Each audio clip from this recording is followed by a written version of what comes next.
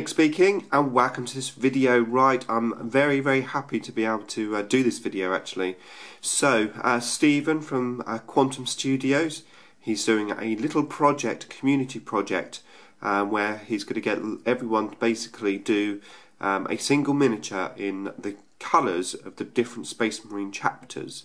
And he's going to get them all together, and we're going to have a massive showcase of all the Space Marine chapters. It's a fantastic idea, and there's a lot of people getting involved. There's still some chapters to go, so if you want to get involved, go and check Stephen's channel out. I shall put a link in the description below, and try and get involved.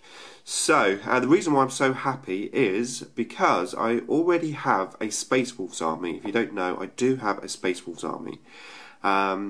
But I haven't painted it yet. I've done the Fenrisian Wolves, but that's all I've done. I'm sort of saving it. I'm going to do my Nids and my Aldorf, get those out of the way, and then I'm going to do my Space Wolves. Now, my Space Wolves from the Eye of Terror, so they are the 13th company. So just in case you don't know what they are like, this is them. So they use the old coloured armour, so that's like a Codex Grey type finish. And because of the fluff where they've been locked in the Eye of Terror, they've sort of stolen bits of Chaos armour that they wear as well.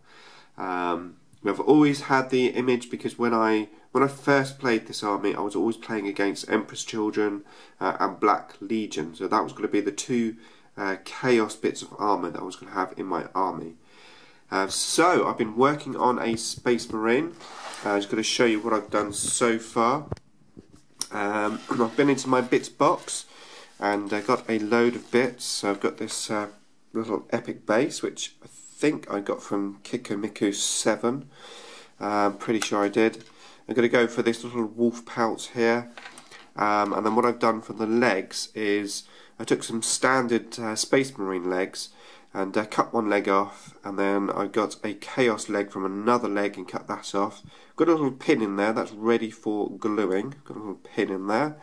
I've also got a Chaos shoulder pad and a Space Marine shoulder pad. I'm going to do this little axe for one arm, and the other arm I've got a Space Marine arm. I've cut his hand off, put a little pin in, and then I've got a Chaos pistol with a Chaos glove, which I put a little hole in, so that's going to eventually be pinned on there as well. I've drilled out the little barrel on that as well. Got a standard Space Marine backpack, and head-wise I've got this little traditional Space Wolf head, just because I've basically got the old Space Wolf set, not the new one, so that's where all those bits are from. But what I'm going to do is I'm going to glue this together. I've got a little idea, but I'll explain that in the next clip. Right, there you go. That is him on his base. And my plan is going to be to have some snow on his base, and then have some blood on his axe and like on the snow. Hopefully it'll look really good when it's finished. I've also done a bit of battle damage as well. So on his shoulder pad there, for example, some like marks. On his leg there's a little bullet hole, and then there's some marks again, sort of battle damage marks on his knee, just there. Also on his chest plate section there, I've done a little bit of battle damage there, and also on his backpack there's a few chips and stuff on there, because they've basically been wearing this armour for a long time, just locked in the Eye of Terror, and that's why they've got this old Codex Grey sort of design rather than the new Space Wolf stuff. So first of all, I have to say I had a blast actually building this guy. It just took me back to when I made my Space Wolves, and I found the 13th company really good, because there's so many conversion ideas you can have. You can make them look a little bit chaosy. You can really go to town on these minis. Now what I've done is I've just pinned his head, so his head's just pinned there.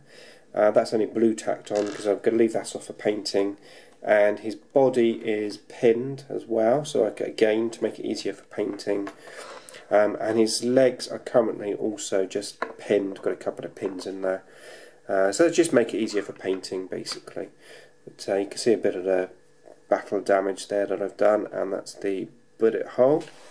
So that's what I've done. Hopefully you like it, Stephen. I'm going to use this almost like a test model for my army, so I'm going to get it painted up. Very much looking forward to painting it, and who knows, I might, after I've done this, I might get inspired to actually paint some of my army. Who knows. Okay, so that's it from me. Keep an eye out for the next video. More to come.